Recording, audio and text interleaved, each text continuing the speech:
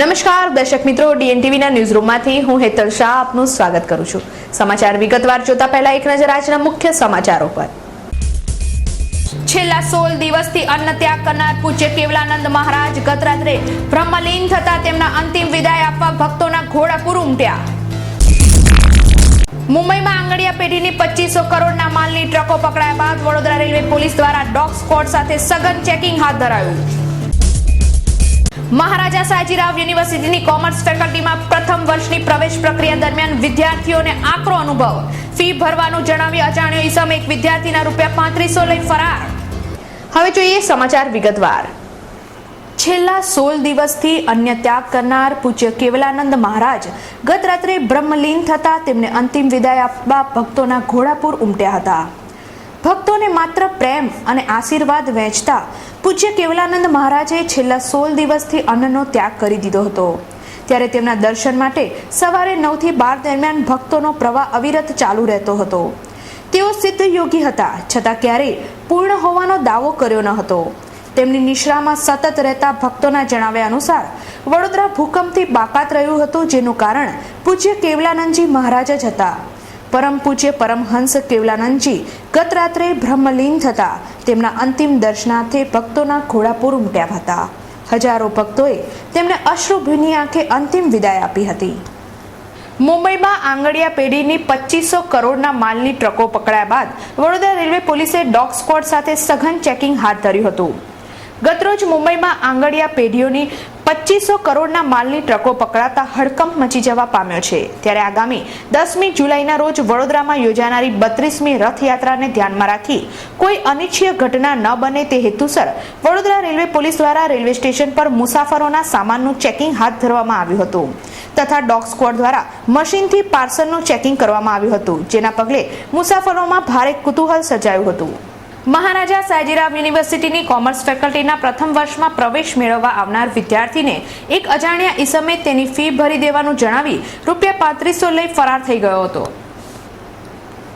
ગતરોજ મહારાજા સાજીરાવ યુનિવર્સિટીની કોમર્સ ફેકલ્ટીમાં પ્રથમ વર્ષના પ્રવેશ માટેનું મેરિટ લિસ્ટ બહાર પડતા વિદ્યાર્થીઓ સહિત વાલીઓ ફી ભરવા મોટી સંખ્યામાં કોમર્સ ફેકલ્ટી ખાતે પહોંચ્યા હતા। ત્યારે પ્રવેશ પ્રક્રિયા દરમિયાન કેટલાક અસામાજિક તત્વો નવા વિદ્યાર્થીઓને ફસાવી તેમના ફીના નાણાં લઈ ફરાર થઈ જતા યુનિવર્સિટી કેમ્પસમાં ચકચાર મચી ગઈ હતી। સમાસાવડી રોડ પર રહેતો રાકેશ રાઠવાના પિતા કડિયા કામ કરે છે। જ્યારે રાકેશ કોમર્સ ફેકલ્ટી ખાતે ફી ભરવા આવ્યો ત્યારે એક અજાણ્યા ઈસમે તારી ફી હું ભરી દઈશ કહી રાકેશ પાસેથી ₹3500 લઈને ફરાર થઈ ગયો હતો। આજે તેની માતાએ રાકેશ સાથે કોમર્સ ફેકલ્ટીમાં અજાણ્યા ઈસમની શોધખોળ આરંભી હતી, પરંતુ તેનો કોઈ જ પત્તો લાગ્યો ન હતો। શહેરમાં મચ્છરોનો ઉપદ્રવ વધતા રોગચાળો ફાટી નીકળ્યો છે। ત્યારે નિઝામપુરા સ્થિત એસટી ડેપો પાસે ગંદકીનું સામ્રાજ્ય ફેલાતા તંત્રની નિષ્કાળજી છતી થવા પામી છે। શહેરના સમા વિસ્તારમાં છેલ્લા ઘણા સમયથી ડેન્ગ્યુએ પગપેસરો કરતા આ વિસ્તારમાં બીમારી ઘરે ઘરે જોવા મળી રહી છે। ત્યારે નિઝામપુરા સ્થિત એસટી ડેપો ખાતે પણ ગંદકીએ માઝા મૂકી છે। છેલ્લા ઘણા સમયથી ડેપોની અંદરના રસ્તાઓ અતિ બિસ્માર હાલતમાં છે। ખાડા ખાબોચિયાવાળા રસ્તામાં વરસાદના પાણી ભરાઈ રહેતા મચ્છરોનો ઉપદ્રવ પણ વધ્યો છે। પાર્સલ ઓફિસ પાસે પણ કચરાના ઢગલા જોવા મળે છે।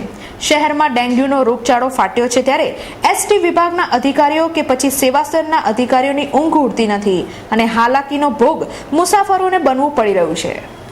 ફતેગંજ પોલીસ મથકના એએસઆઈ દ્વારા ગતરોજ પેટ્રોલિંગ દરમિયાન દુમાળ ચોકડી પાસે ઊભી રહેલી કારમાંથી વિદેશી દારૂનો જથ્થો કબજે કરી 2 આરોપીઓને વોન્ટેડ જાહેર કર્યા હતા।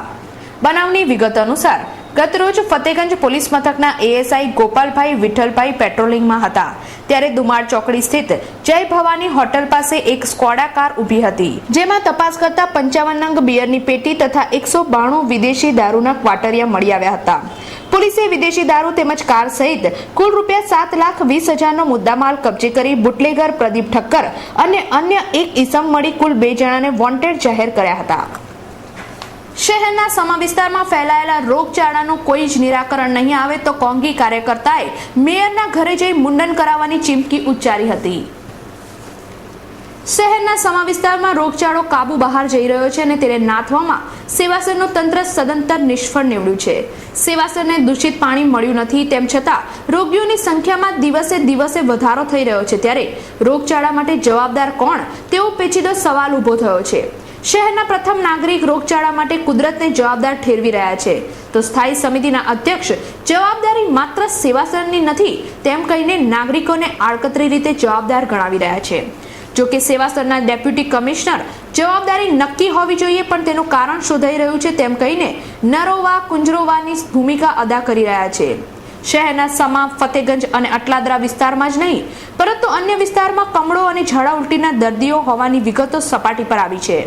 ચેપી રોગ હોસ્પિટલના સૂત્રો દ્વારા મળતા આંકડા મુજબ ગત 26મી જૂનથી 2 જુલાઈના સમયગાળામાં તબક્કાવાર કમળાના કુલ 50 દર્દીઓ, ઝાડા ઉલટીના 17 દર્દીઓ સારવાર માટે દાખલ થયા હતા. આ પૈકીના કમળાના હજુ પણ 45 દર્દીઓ ઇન્ડોર પેશન્ટ તરીકે સારવાર લઈ રહ્યા છે, જેમાં 27 પુરુષો, 7 મહિલા અને 1 બાળકનો સમાવેશ થાય છે. ખાનગી હોસ્પિટલોમાં કમળા અને ઝાડા ઉલટીથી પીડાતા અનેક દર્દીઓ સારવાર લઈ રહ્યા છે અને અનેક દર્દીઓ સ્થાનિક તબીબોની દવા લઈ ઘરે સારવાર લઈ રહ્યા છે. સમા વિસ્તારમાં ફાટી નીકળેલા રોગચાળા અંગે સ્થાનિક કાર્યકર પપ્પુભાઈ સોલંકીએ જણાવ્યું હતું કે રાંદલ માતાના મંદિર પાસે ખોદેલા ખાડામાં પાણી ભરાયેલા હોય સ્થાનિક રહીશો ભેગા થયા હતા. દરમિયાન ત્યાં આવી પહોંચેલી ભાજપાની એક મહિલા કાર્યકરે સ્થાનિક રહીશોને રોગચાળાથી ગભરાતા હોય તો આરો પ્લાન્ટ લગાવો, નહીં તો પાણી ઉકાળીને પીવો તેમ જણાવી શાબ્દિક ટાપટાપી કરી હતી. ભાજપા કોર્પોરેટરો અને કાર્યકરો સ્થાનિક રહીશોને ધમકાવતા હોવાનો આક્ષેપ સાથે પપ્પુભાઈએ જણાવ્યું હતું કે આગામી 2-3 દિવસમાં જો સ્થાનિક રહીશોની સમસ્યાનો હલ નહીં થાય તો તે કોર્પોરેટરના ઘરમાં મુંડન કરાવી વિરોધ વ્યક્ત કરશે. શહેર ડીસીબી પોલીસે બાતમીના આધારે 2 તસ્કરોને ઝડપી પાડી તેમની પાસેથી ₹68,428નો મુદ્દામાલ કબજે કરી વધુ તપાસ હાથ ધરી છે. બનાવની વિગત અનુસાર તાજેતરમાં વાસણા રોડ ખાતે આવેલા સ્વસ્તિક હોસ્પિટલના ડોક્ટર ધૈવત નાણાવટીના બંધ મકાનમાં થયેલું ચોરીનું પગેરું શોધી કાઢવા ડીસીપી પોલીસના સુભાષ ત્રિવેદીના માર્ગદર્શન હેઠળ સ્ટાફ દ્વારા તપાસ હાથ ધરાઈ હતી.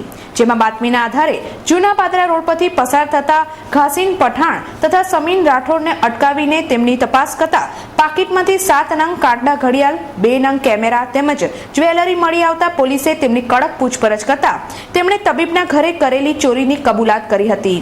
પોલીસે બંને આરોપી પાસેથી કુલ ₹68,428નો મુદ્દામાલ કબજે કરી વધુ તપાસ હાથ ધરી છે.